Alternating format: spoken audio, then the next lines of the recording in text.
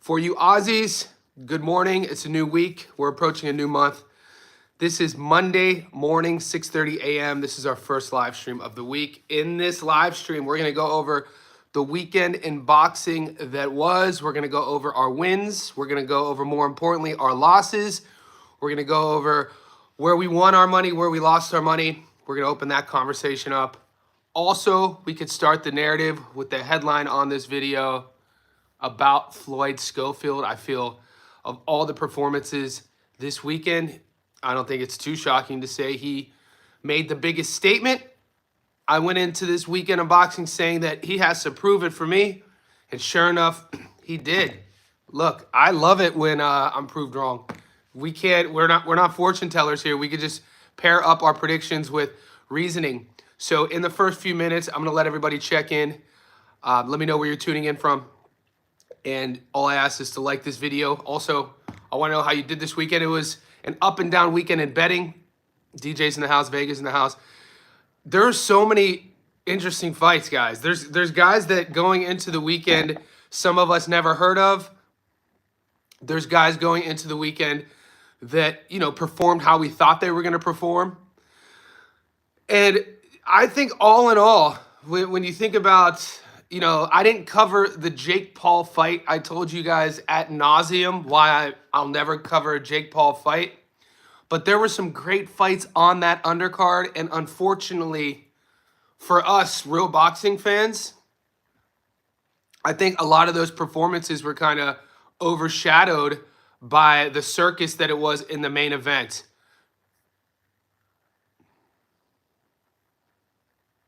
Yeah, so we could get started. Appreciate all the support. Let me make a disclaimer about my long parlay. I've always done a long parlay. I'm always going to do a long parlay. But guys, just remember the risk of doing a long parlay. Don't bet a lot of money on those picks. Those are more sort of like really, really high risk bets to make because the odds are insane. This weekend's parlay was 65-1. And we started, we hit a 183, we hit a 214, but I put a 7-1 dog on there.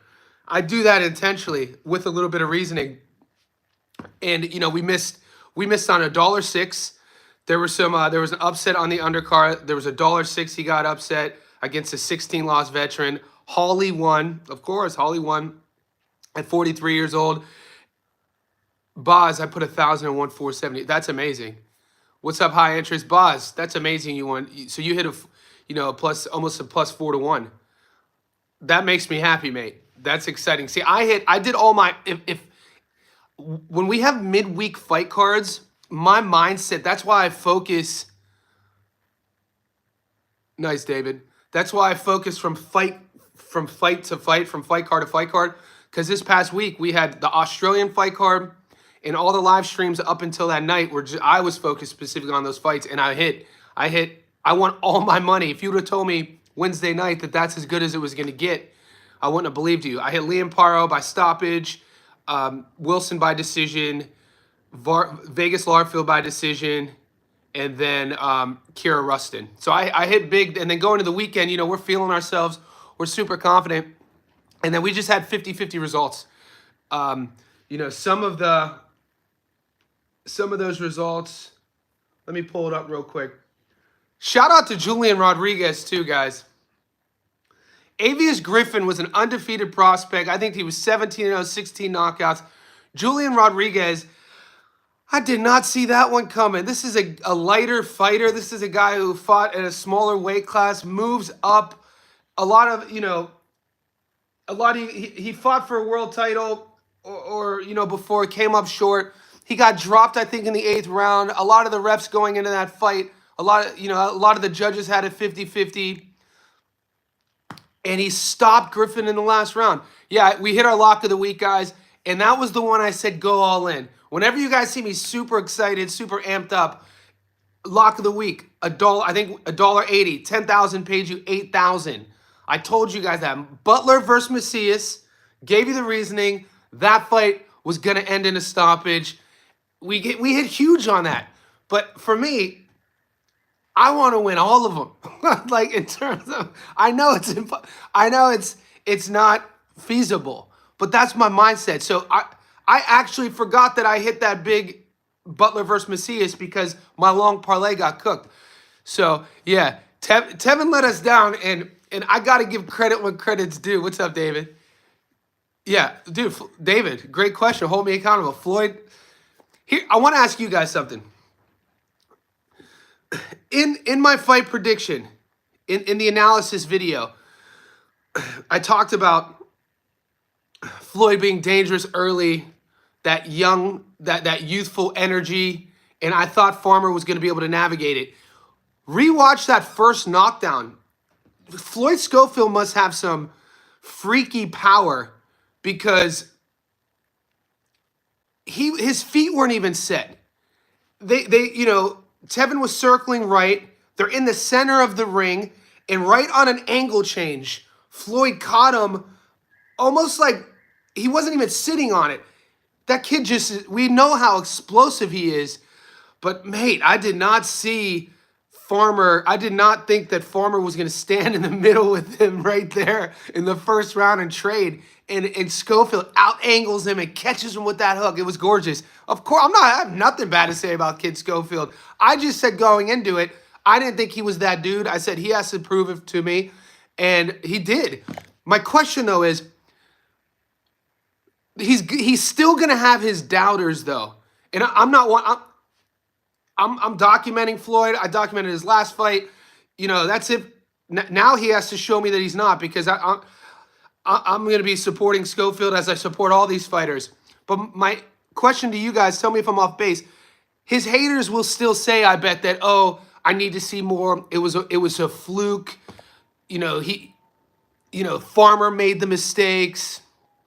Farmer didn't fight educated, and Schofield just caught him. But if Farmer would have circled away and took him into the fourth, mid-rounds, that's when we would have seen Schofield. So some people are still going to say that. Curiel looked good. Dwayne in the house. Curiel looked good. There were a lot of performances this weekend that jumped off the paper. For me. I hit big, my parlay in the UFC got cooked, but I hit a huge prop bet on Joshua Van beating Brandon Royval. So I hit on that bet. What's up, boss? Appreciate the support. Fight Shakur now. Yeah, the live stream's cooking. DJ's in the house. Boss, man, I really appreciate you taking care of me like that. Mad love. Good day, everyone. Hand History Vault. I gave you a shout out on our page. Yeah, 99. That's the biggest tip anyone's ever done, mate. I've never seen anything like that. That's amazing, boss. Thank you. Guys, and whatever you could do to support the channel, a like, a comment. Boz just hooked it up like I've never been hooked up before, so I salute you, mate. Yeah, Boz, we called that lock. If you guys would have moving forward, I'm never going to give my source away, but I told you on my last live stream that I have this source, and I get emails all the time, especially over the last 3 months. I get emails from people that, see the channel, see what we're doing, see how educated our chat is. And they tell me that they're boxing handicappers, and they live in this part of the world, and they live in this part of the world. And he gave me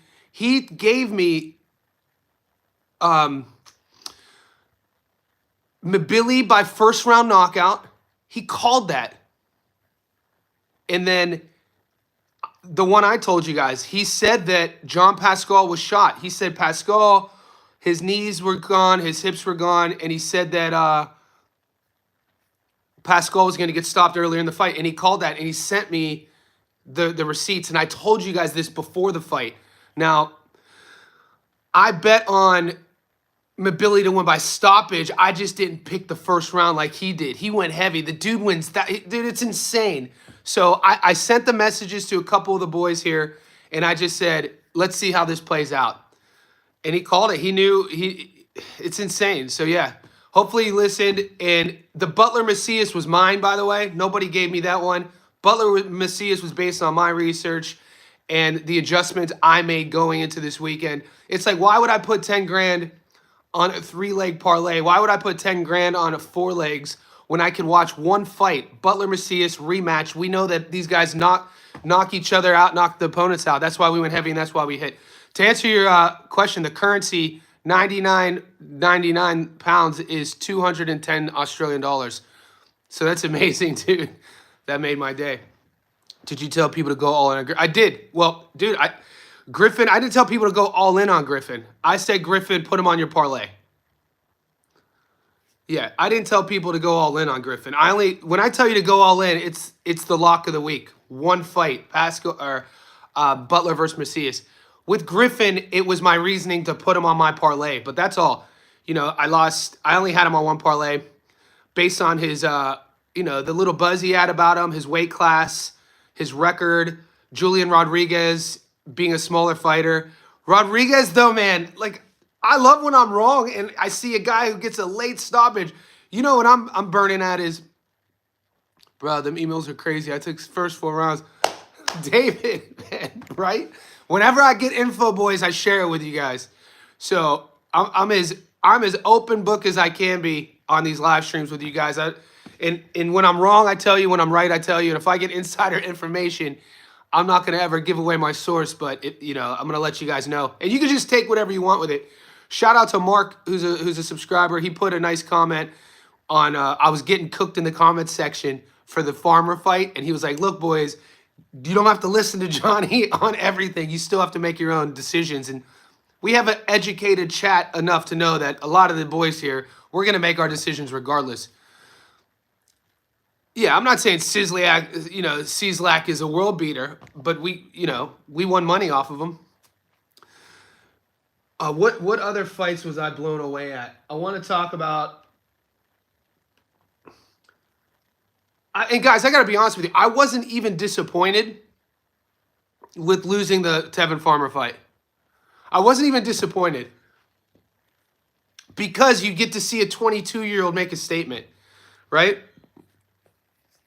We got to see a 20 dude. And for how many times you've heard me say Auntie Sco, and this is true. They blocked me on social media. I can't even tag Schofield in anything on Instagram, nothing. And this is, I think, one of the first times I've been blocked by him. I've been blocked by a couple of the boxing content creators in America just from raising questions. But I'm a Floyd Schofield believer. I'm so happy for the 22-year-old. This kid just proved me wrong, proved his doubters wrong, put his name on the map. He has world champions talking trash about him. What have you done for me lately? That kid showed up and starched Farmer, a guy who Farmer had only been stopped in his first fight ever and in his 12th fight. And that was it. And nobody else stopped him. Just went 24 rounds with Zepeda. Call it what you will. I don't think that he was broken. I don't think that he took so much damage. He went into the Schofield fight broken. I just feel like he came in there a bit cold, a bit cold in terms of he wasn't ready for that storm. Dude, Schofield, that's a great game plan Schofield had, and shout out to Auntie Sco. As soon as the fight starts, put the foot on the gas, pressure this old veteran and see if he can handle it. See if he can make the adjustments, and he couldn't. I thought that was awesome to see, man. I'm a fan of it. I'm here to see it. So when I lost that, I knew I was going to get cooked in the comments, but I don't care. I'm glad I got to see a 22-year-old step up like that and win a fight like that. That shout out, man. That was good to see. It was good to see, man. I didn't see it coming. And I'm seeing some of the boxing guys on YouTube right now. Some of the guys I follow with like followings, either like mine or a little bit bigger. They're doing their videos like this and they're all saying the same thing. They're like, dude, I was wrong. Floyd Schofield made me look stupid. It's just boxing, guys. We can't always get it right. And, we listen to what we listen to, but it's up to us to make our own decisions. Yeah, he destroyed him. David, yeah, and some of you boys, Hand History Vault. Hand History Vault, if you're still on the chat, he sent me a message in a comment section, I think 3 days ago, and depicted it. He said, initially, I like Tevin, but something's fishy about this fight. And then he outlines it. And then he said, Schofield by knockout. So I just screenshot that and I posted it. So like I said, in my wins, I talk about it. In my losses, I talk about it. And when you guys are right, I highlight it. And some of you guys put your parlays up. somebody called also, I featured somebody's parlay. I don't know if it was David. It was, you could go on my section, on the post section. They said take Schofield by stoppage, take Schofield knockdown. So I hit on the knockdown prop. So I hedged my Schofield Farmer bet because I took Farmer as the money line, as you know. But I hedged that on another prop bet over 1 knockdowns. So I was kind of watching it with a tail of 2 heads. As soon as we saw Farmer get dropped once, I was like, he's going to get back up and he's probably going to get stopped. And when he got stopped, I was like, at least I hit gatekeeper. I noticed that the bookies I checked jumping on, open up, be a lot going on. How can we destroy the economy you help us make? Yeah, well, I appreciate you guys. Well, let's say even if it was competitive, you think they would have given Farmer. Well, David Eister, all of that is for not now, right? It's tough for us to even think like that. After we just saw how that ended, it's tough for me to even think like that. Floyd make a statement versus Shakur. I tell you what, I want to see that fight now. Shakur has his hands full with Zepeda, right? Shakur has his hands full with Zepeda. All right, let's pull up what I want to do real quick. Let me go over. Let's go over that long parlay real quick. There's a couple things I wanted to chat about. A couple fights if you guys didn't get to see it. Here we go.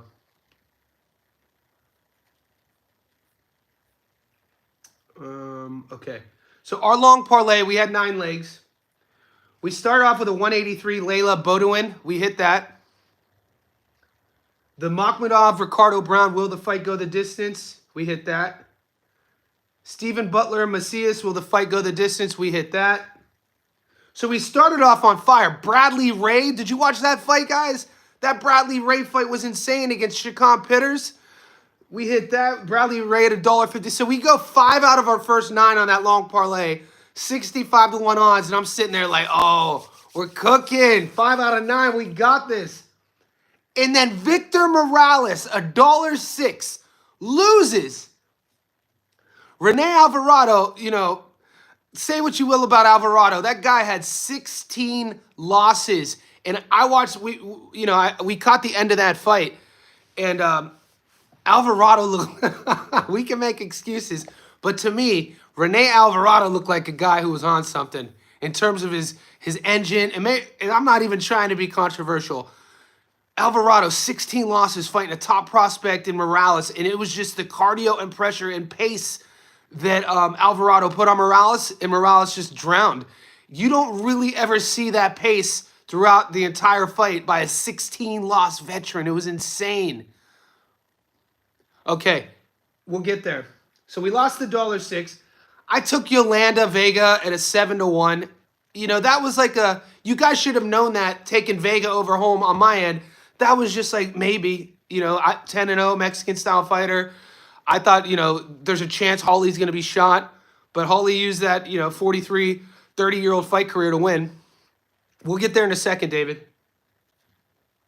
And then the other one we lost was Avius Griffin.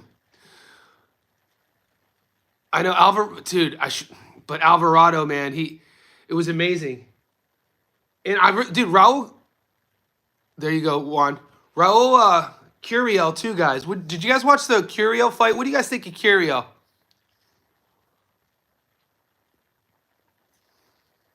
Yeah, some of the pieces. Griffin got destroyed. I mean, the judges said it was tied going into that last round. I mean, Griffin got stopped with 10 seconds left. He did drop. I mean, Julian Rodriguez got dropped in the 8th.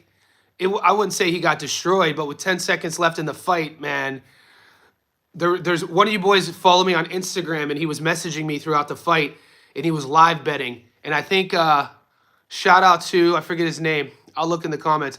I think he's friends with Julian Rodriguez or trains with him. And he said that he was taking the fight to end by stoppage. And I was like, after the 8th round, he live bet, said it was going to end by stoppage, and he went heavy. I was like, this dude's cooked. He just lost his bet. 10 seconds left in the fight. Julian Rodriguez stops. I was screaming at the TV over a bet that I didn't even have working. It was insane. Yeah, Curio, I think another guy to bookmark, I think moving forward, Raul Curio. He impressed me 100%. And then we won money on Kevin Johnson too. I didn't highlight that fight. One of you boys in the comment section did 2 days ago. You said that Kevin, and you put me on. I knew about Kevin Johnson. We covered his fight a fight ago against. He was fighting an American prospect in Long Beach. And of his, I think, handful of losses, he had never been stopped. So we won 2-1 money on Kevin Johnson not getting stopped against the guy, Iriarte, who was 7-0 with seven stoppages. So that was another good prop that I won off of you guys. So whoever that was, man, I say thank you for that.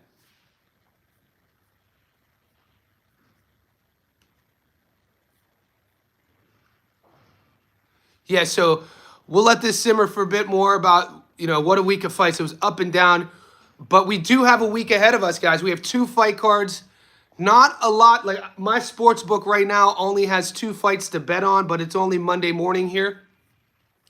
It is Sunday night where you guys are. Wherever you are, I'm going to keep this live stream going for a while, at least another 30. Like this video, comment, share. Appreciate the love by Boz. Boz hooked it up with the biggest tip I've ever gotten. And, we could stick on what happened this weekend. Kirill had a draw with Rojo. David, you brought Eister. You brought up a couple times how it's tough to do. It's tough to do boxing maths, but sometimes you have to do it regarding what a guy looked like in their last fight. I got to be honest with you. The $7, Alvarado, I didn't do my due diligence to throw him on the long parlay, and I'll admit that to you boys. I saw Alvarado at a 11-1 dog. I was like, Alvarado's surely going to lose his fight. And sure enough, it was one of those. And I'm still making adjustments on how I go about my long parlays because I would never predict a fight or go heavy on a fight if I haven't studied the whole thing. And I think I probably moving forward, need to use that reasoning on every fight, even if it's just a long parlay sprinkling something. I don't know anybody who picked Renee to win. I don't care what people are saying. If you pick Renee to win, I want to see the ticket.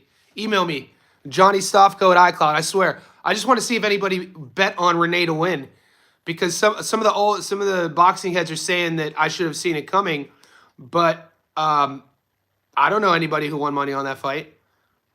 And the dude fought amazing. And everybody in the comments during the live chat when the fight was going on were like, I want to see a urine test. I want to see a piss test right after, because that dude's pace and volume, he looked like a fresh contender. He didn't look like a guy with 16 losses. It was insane. But like I said, I think Raul Curiel is a guy we got to keep an eye on. It's going to be interesting how they move Iriarte around. I'm sure many live bet Renee. Okay. Yeah, and that's a different animal. Christian Vargas in the house. Kid Austin, not really bet on Farmer. But Christian, go to my my post section. One of our handicappers on the channel took Schofield by first round knockout. 500 to win 3,000. The dude's insane.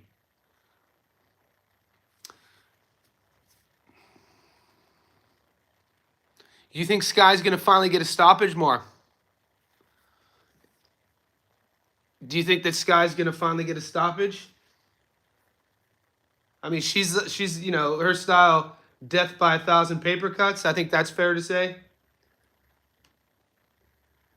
And in her last fight, she fought Tiara. That fight could have went either way. She lost her title, but it wasn't a wash. Yeah, Jay, the thing about Iriarte, how young he is, man, I love how he picks his shots, and he's going to take a lot from that Kevin Johnson fight.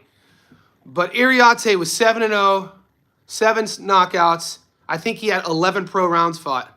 Yeah, she doesn't have any power, exactly.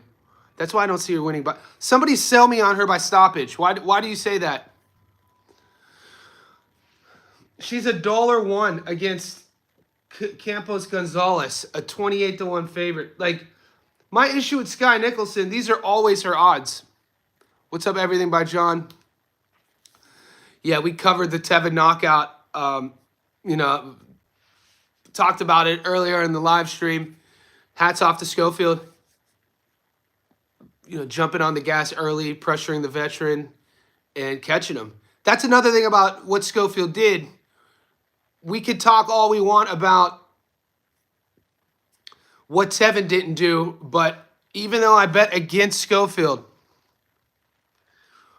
if you're a boxing fan, if you're a true boxing fan and not a fan of a fighter, when you have a performance like Schofield just had against Farmer, I think it's really important for us not to focus on what Farmer didn't do. Because I'm seeing a lot of that going around. Farmer didn't do this. Farmer didn't do this. Give Schofield his flowers. Let's talk about what Floyd did. Pressured him. Jumped on him. Accuracy. The accuracy he had, he threw, it was like of his power punches, all of them landed. And they all landed in the sweet spot. Granted, and sometimes that's not easy to do. You hurt a guy, they get dropped, and your eyes get really big and you're seeing red and you want to stop them, and you see guys overswing a lot. You see guys miss. They get out of position, and then their opponent ends up lasting the rest of the round, and then they get settled in. Not Schofield. I was impressed with Schofield's accuracy. Johnny has Puello winning. I like Puello, and I know some of you guys like Matias. I like Puello beating Matias. That's what I'm saying. Where was that power? And Christian, I think that power isn't like, where was that power? He has one punch knockout power. Every time he lands, it should do devastation. No, Schofield's power is developed through his speed and accuracy. So in his last fight, he was fighting a guy, and this is why you have to see the fight within the fight. It's really hard at the highest level to land in the sweet spot against a guy who knows you're trying to land it. So, I mean, what Schofield did was impressive. What Schofield did was impressive. And I was at nauseum saying I wasn't a believer. He has to prove it to me. So even though it was a first round stop, it was early. My takeaway with Schofield is the game plan was on point. He then executed the game plan. The accuracy. I was really impressed with how accurate everything he threw. I'm so up for the month. Muscles Brown in the house. When did you check in? Hope y'all won some money. Muscles, yeah, our insider info is heating up this month. I think GAR wasn't used to go. I think so, David, as well. I can't see Puello get knocked out. All right, David Icer, John Cena. Let's get that chat cooking. I think GAR against Puello, his only loss. GAR was winning the first half of that fight, and his output started to kind of fade. We were live streaming that fight, and that's when I kind of became a believer in what Puello could do as a boxer. Puello's game plan, when you rewatch that fight and how he turned it on mid-rounds and later rounds and how he ended up winning that fight by winning rounds, he planned for that onslaught by GAR. Don't get touched too much. Make him come to you. Fight on your back foot. Puello's a good counter boxer, slick southpaw. He uses the whole ring. I would be really interested to see the adjustments GAR would make if he gets to fight Puello again. I think Puello is just, as a boxer, a level above Matias. I think Matias right now, and I'm a Matias fan, I think some of us falls in line in that romantic category I talk about all the time with fighters. We want to see Matias we want to see the knockouts. And you're right. Puello, that Sandor Martin win could have gone either way. Sandor Martin's a guy, what if? There's a lot of what if fights on Sandor Martin's record, and it kind of highlights some of the, downside of being the B-side. Martin goes into a lot of these fights as the B-side, and we know that on close rounds, close decisions, they don't always go the B-side's way. So Sandor Martin is a hell of a boxer, guys. He's not really gets a lot of pub, but that dude is a nightmare matchup for the whole division. He is world class. My issue with Sandor Martin at times is he just doesn't do enough at the end of rounds. So I had Puello winning the fight. We broke that video down. I don't think Martin's overrated. I think Sandor Martin's underrated. Do you think Sandor Martin's overrated? I would disagree.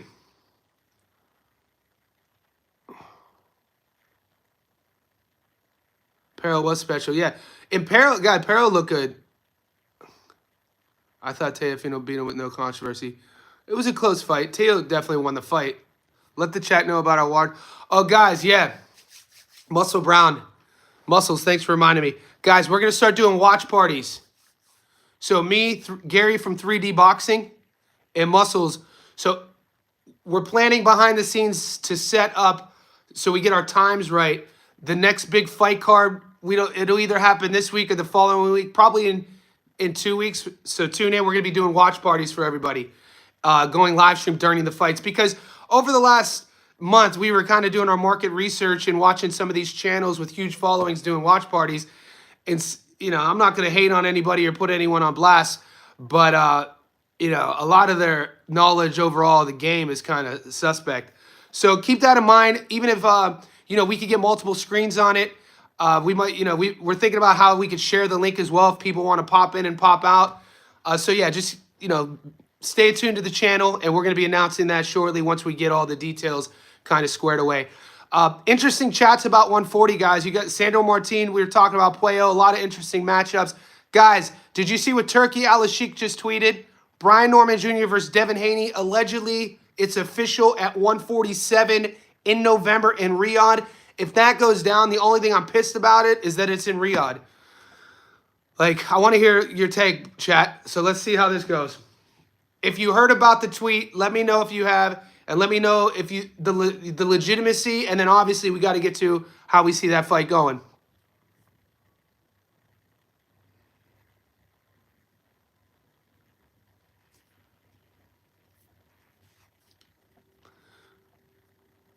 David, you don't like that fight? Oh, no, I respect the hell out of him. I'm saying that I want to know how you guys see that going. I'm a huge Polanco fan. Santana and Polanco. I think it's a dangerous fight for Devin. And I think people are kind of still unaware that Brian Norman could box. And surely Devin's not cashing himself out. He's only 26, right?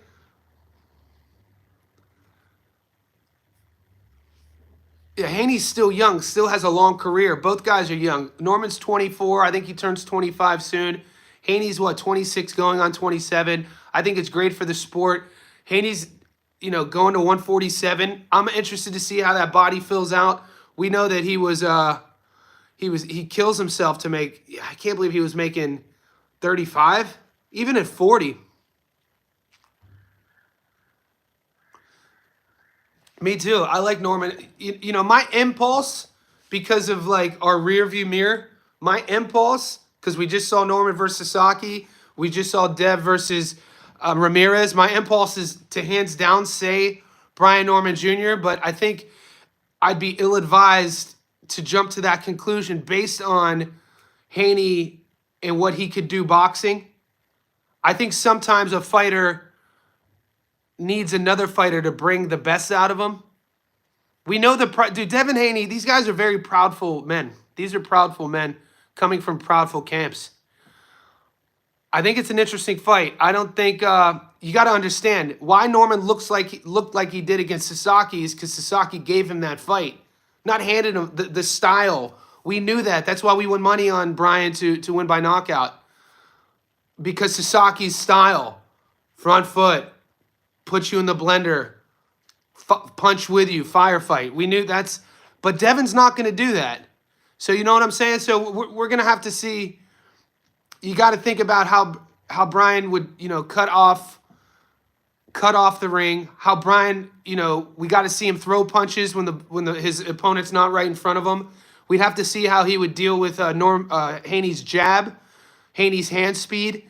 It's actually, I don't think it's a wash like people think it would be. I don't think you could just quickly just say that Norman Jr. washes Haney, because it's a boxing match. And like I told you guys about Hitchens versus George, I think Haney's still going to have a viral moment.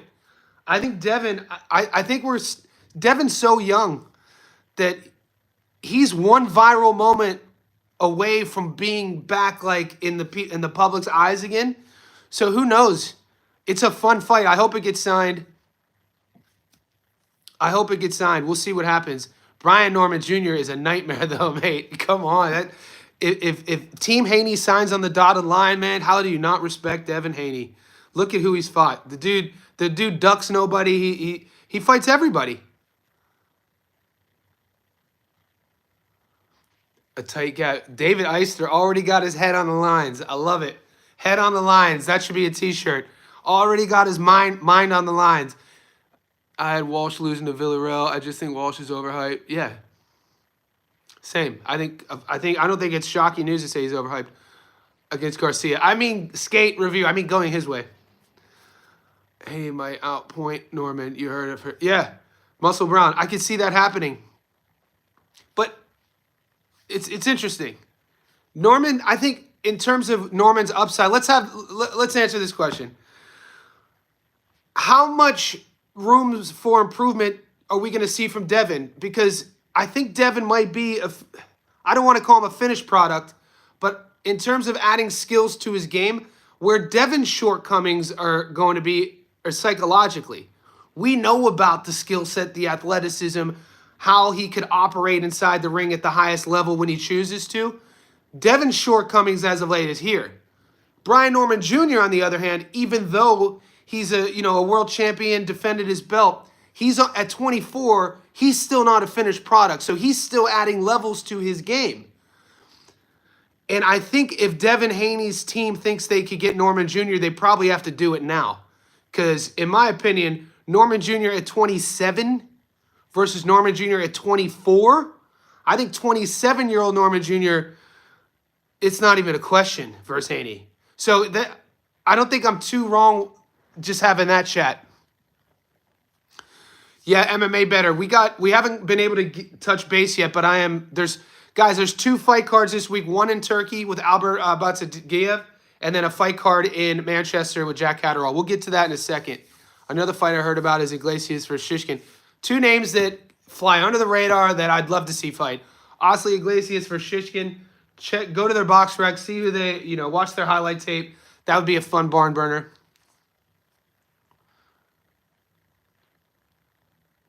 Do you think Boots being Canelo's sparring partner gave him the confidence to move up to 54 and start calling out Virgil? No, I don't think a fighter of Boots' caliber. I don't think a fighter of Boots' caliber needs any confidence he's going to get from sparring. I think Boots is when you have fighters, and I wouldn't take too much into calling guys out either in terms of attaching a call out to a psychological advantage or disadvantage. That's disproven when you hear, fighters call fighters out all the time that they don't really mean it. I think Jaron Ennis's hesitation at 54 was all about his father and his camp and himself kind of guiding his career trajectory based on his frame and wanting to go to 54, a proven world champion. And it's not controversial to say that not many people wanted to fight him at 47. So rather than saying a sparring partner gave him the confidence to call somebody out in a different weight class, I know Virgil just moved up to 54. I think the healthier narrative would be how many people didn't want to fight Jaron Ennis at 47. There's so many, Jaron Ennis is that dude. Legit as hell, athletic as hell, high fight IQ. The dude is a stud. To say that he needed confidence to call someone out is insane to me. But, I think, guys, they're on 2 different career trajectories. These are 2 of my favorite fighters. Kind of around the same age. I think 26, 27. Virgil just seems like the older guy. He's not. 2 separate camps. Bozy, Garcia, 2 of my favorite fighters. Would I love to see that fight? Yeah, but Virgil's on his own business right now. I think Boots is trying to get to Virgil's level. Even though Boots is the world champion, Virgil's name is he's deciding now the fights Virgil's taking are gonna sort of create the legacy for his career. Boots is still climbing, if that makes sense. And that's not a knock on Boots.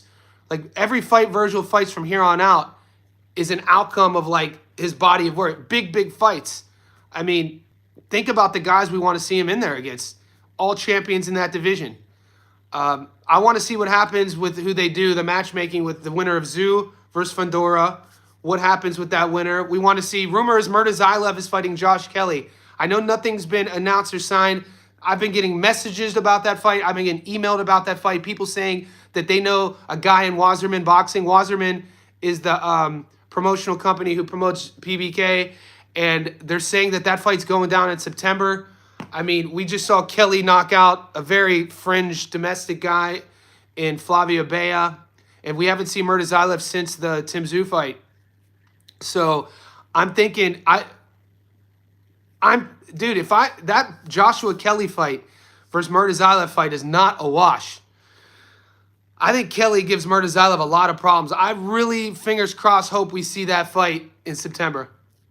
I really hope we see that fight in September. I think that would be a barn burner for fans, and I think it's a great opportunity for Josh Kelly to get his name back on the map, to remind people that dude is a hell of a boxer, and Murtazaev is a nightmare. It just depends on what Murtazaev we get. We've seen him fight Ramadan Murtazaev. He looked drained. We've seen him fight non-Ramadan Murtazaev. Shout out to Christian Vargas. Yeah, I was wrong on the farmer fight. Yeah, Erickson Lubin, another guy. I'd love Lubin. Lubin seems like he's 58 years old. Erickson Lubin's 29.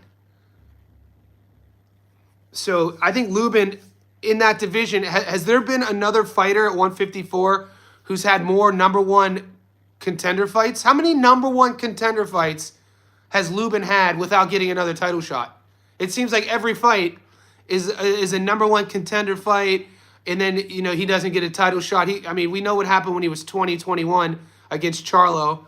That was too much too soon. But Erickson Lubin's still in his late 20s, entering his physical prime. That's a guy that you could put up there. Maybe Lubin versus Murtazaev. We'll see. Lubin versus, you know, there's so many fun fights. I know. And he's coming off a victory. We just saw him fight Arjuro Holmes. Yeah, Arjuro Holmes. We covered it. And Lubin, man, do you remember when he was coming out the amateurs, the start of his career? I just feel like he kind of, whoever was managing his career, sometimes with fighters, we could get big-eyed, and, you know, the hype they have coming into the pro game, and then the match. It's all about matchmaking, guys. Norman will beat Haney hands down. Johnny, if the WC in order. I hope to God they order Ortiz versus Boacek too. I hope to God. I like Ortiz in that fight. I think it'll be just like the first one, a cracker. Amazing fight. I just think Virgil, it's hard to explain. I'm not saying the Boacek we saw against Michael Fox is the real Boacek. All I'm saying is, if you had to say that somebody lost, because Virgil bounced back and beat Madrimov after that fight, but both guys probably left a little bit something in that ring. That was an all-out war, and you know, Virgil got dropped a couple times, but a lot of those were a few of those were, you could call them flash knockdowns. It wasn't like he lost consciousness, and Boacek got hit a lot to the body. I would definitely side with Virgil against Boacek in the rematch. I definitely would. The 154, man, that division's insane. There's so many. I want to get these fights made, right? I just think Boacek's another example of a guy whose career has been managed. Who is promoting Boacek, mate? How is a big promoter not stepped in and be like, dude, let's promote this guy? Why is this guy fighting Michael Fox on a UFC Fight Pass card? 135, 40, 54. Great divisions. And you know what, man? There's been some names coming out of nowhere. 68. I mean, 68 just doesn't have the depth. When you think about the type of roster that you need to win an NBA world title, what do we, you know, it's about that depth. You need a deep bench to win an NBA title. I look at divisions like that. 168 just doesn't have a deep bench. Billy versus Resendez would be a war.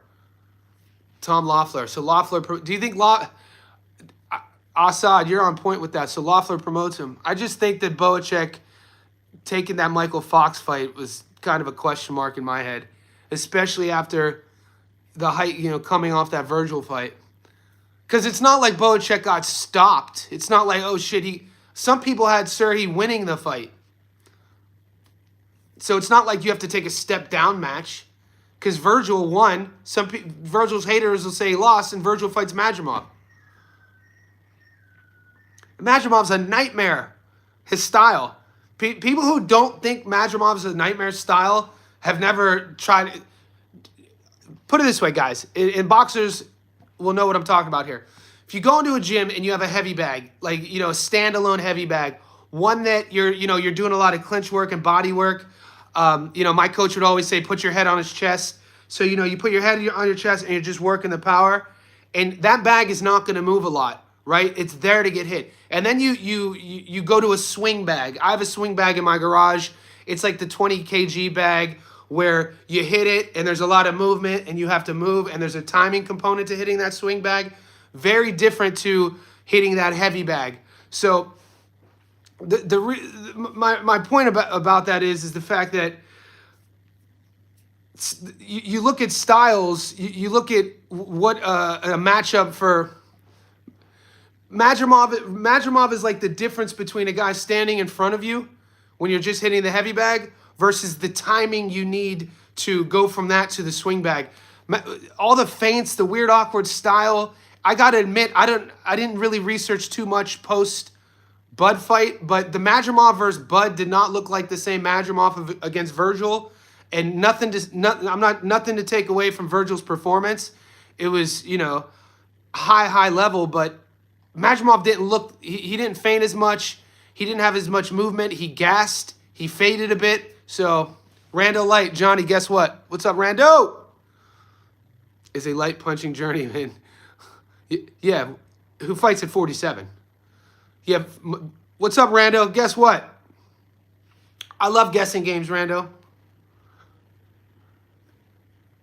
Yeah, Tim Zhu just flew down. Michael Fox has been down here for a month, sparring Tim Zhu, getting Zhu ready for Fundora. I got the book, bro. Came in yesterday. Oh, did you? Rando ordered my book. Legacy. What's up, guys? Tuning in. Appreciate you, Rando, for supporting the cause. If that was the 24-hour reset, that is literally like how I live my day-to-day. That book is kind of a gift to all of my clients. So if you didn't know, I'm a strength and conditioning coach. I have a one-on-one invite-only business. Oh, did you get Ungoogleable or the 24-hour reset? So you got Ungoogleable, my first book. Nice. I got a new one out too. Ungoogleable is about the interviews. Appreciate you supporting. But how do you guys see? So we're talking about the 154 division. We're about 48 minutes into this stream. We got a lot of big fights, guys. There's 2 fight cards this week. One in Turkey, one in Manchester. My book is only, it's not even showing me the fights in Turkey. But Albert Badagaziev is fighting Jazza Dickens. So maybe have a look at your book, see if you could, I'm not even getting an opportunity to bet on those fights. DAZN is playing that card, Albert Badagaziev versus Jazza Dickens, and then DAZN also has Jack Catterall versus Harlem Eubank. This kind of is like the calm before the storm because July is going to be insane. A lot of big fights happening in July. And yeah, so guys, stay tuned to the channel. I'm going to let this one fizzle out. We're almost approaching an hour. I'm going to do an upload of Albert Badagaziev versus Jazza Dickens. Give them a shout out. And wherever you are tuning in, like this stream, comment, subscribe if you haven't. Boz, once again, if you're still here, thank you. He just tipped me the biggest tip I've ever had. So what a beautiful way to start the week. And let's get this money, guys. I appreciate everyone's support.